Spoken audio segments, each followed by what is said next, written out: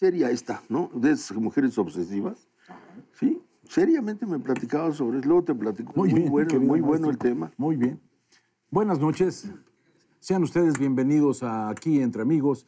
En ausencia del maestro Carlos Alarraqui estaremos el apreciable doctor Newman y un servidor Raúl Quintanilla.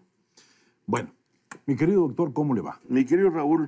Hace tiempo, cuando por ahí de 1960, agarraba yo un libro de André Malraux. ¿Se acuerda de este escritor francés que escribió Gran Esperanza? escritor. Gran escritor, un hombre de primera.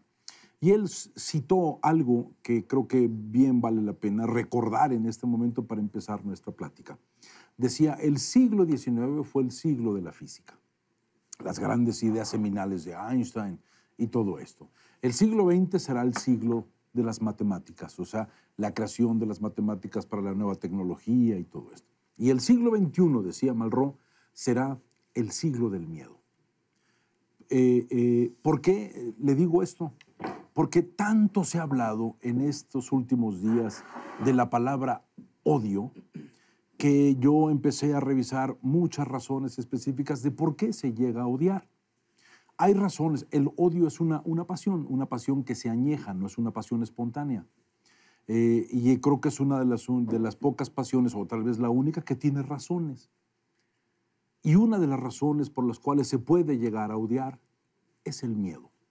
El temor a desaparecer, el miedo a ser acusado de algo.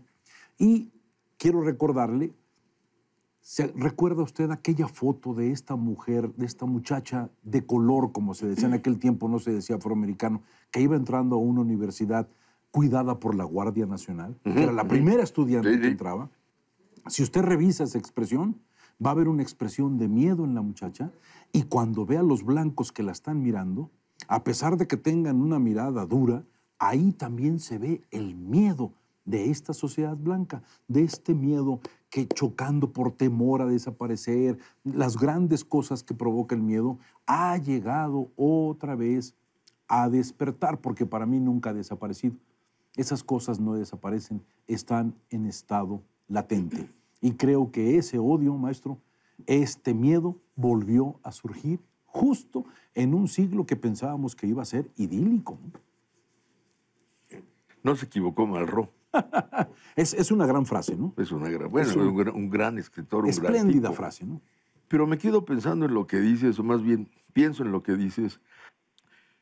Yo creo que el odio es la reacción natural frente a una agresión. Yo me siento agredido, impedido, mutilado, lastimado, pues voy a generar una reacción de frustración, de coraje, de animadversión frente a aquel que me ha infringido esto. Y por otro lado está el miedo. Pues el miedo, hay miedo a lo desconocido, ¿no? Porque no tengo certidumbre. A no perdurar, ¿no? maestro. El miedo a desaparecer. A desaparecer, que es el gran miedo del hombre. Y finalmente, para conectar las dos, pues el miedo a volver a ser agredido, ¿no? Entonces hay una relación entre el odio y el miedo, sí, ¿no? Uno tiene miedo a odiar porque es una pasión terrible, pero tiene miedo a lo que causa el odio. Yo sé que si me lastiman me voy a calentar. Y si me voy a calentar, aunque es una actividad activa, valga la redundancia, ajá, sí, claro, es una sensación terrible. Ahora, maestro, lo que pasa es que eso que plantea, al fin de cuentas, es el principio de la justificación. Estoy reaccionando a algo que me puede causar algo. Pero fíjese, durante mucho tiempo se dijo que Luther King había luchado mucho por esto, que todos estos grandes luchadores por las condiciones humanas habían logrado cosas. Se pensó que eso se había superado. La condición humana no supera vamos a llamarle como deseo que siempre tiene de perpetuar crueldades antiguas, en mi opinión. Creo que creo que esta tendencia humana a lastimar, a irse por la crueldad, ahora se ha envilecido, que es otra cosa nueva, ¿sí? En mi opinión, ha provocado que estas ideas como el odio, el racismo, todos estos tipos de cosas, no desaparecen, quedan en un estado latente como en hibernación. ¿Qué necesitan? Un pequeño discurso que sea pretexto para su emerger de nueva cuenta.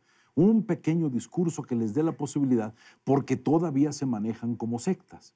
Todavía, por fortuna, no han vuelto a encontrar el gran discurso que permita la salida de un régimen como los que tuvimos en el siglo XX. Creo que en este momento la sociedad norteamericana está viviendo una enorme confusión de valores, un desorden, un desbalance, ¿sí? Y eso está provocando otra vez la salida de personas deseosas de nostalgia, de decir, seremos grandes de nueva cuenta, tendremos esto en ese sentido. Y creo que todo esto también es producto de un miedo y de no querer perdurar.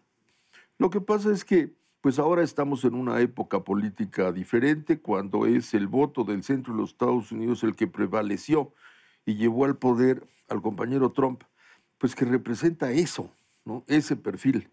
Basta con verlo para darte cuenta, pues que es, ¿no?, apariencia, gestos, a actitudes redneck, y palabras. ¿no?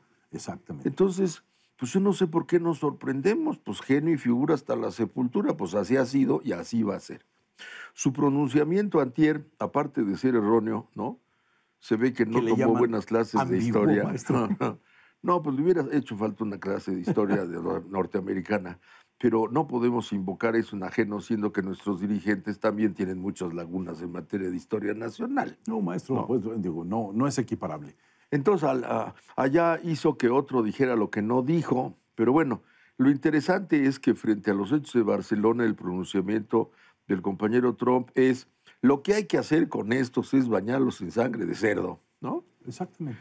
Y le achaca la frase a ese norteamericano de fama histórica. Pero como tú dices, ¿no?, frente a lo ocurrido en Barcelona, él resortea con frase ajena, pero recomendando que la única forma de acabar con esas cosas, pues es reciprocar un poco con Y la entonces misma... cae usted en el mismo lenguaje. No hay contraste ni diferencia por ningún lado. Yo tengo una pregunta que hacerle, doctor. Hablábamos antes de entrar al aire, uno tiene parientes en Barcelona, hablábamos a Barcelona. El común denominador del estado de ánimo de estas familias era una enorme tristeza. No había ni siquiera una reacción de enojo, maestro.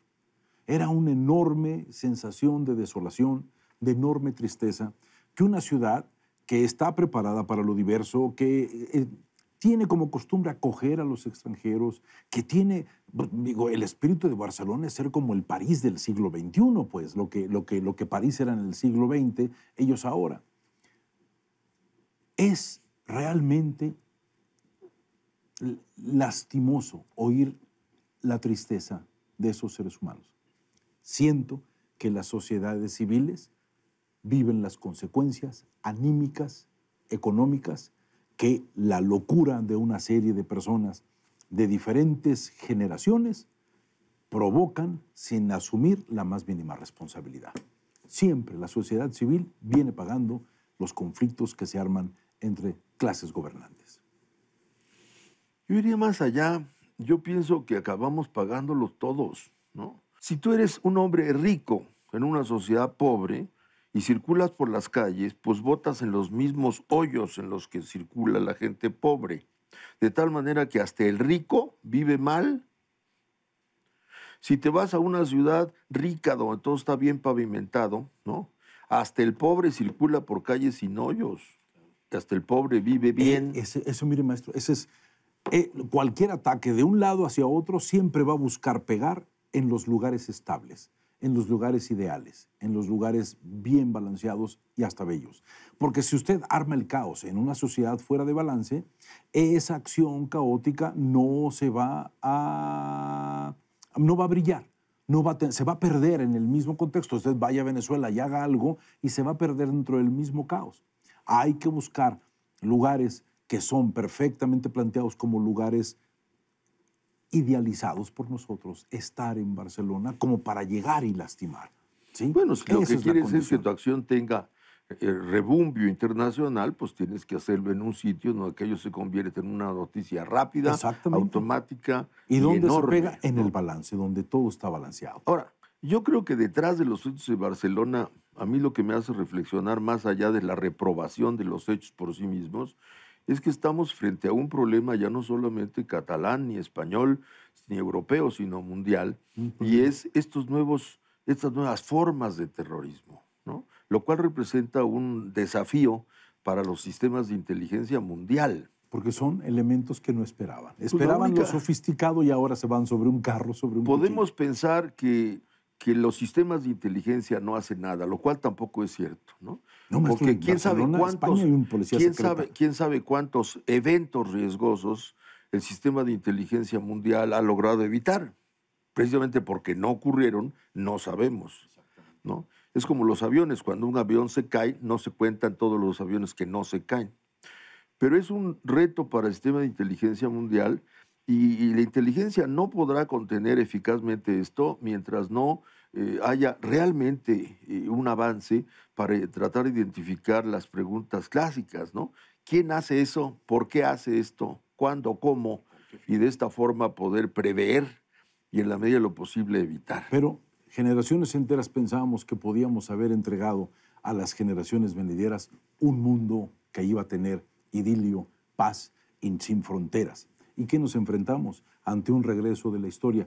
Otro francés de nombre Camus decía, el siglo XXI serán las guerras religiosas más terribles que se puedan encontrar en la historia de la humanidad.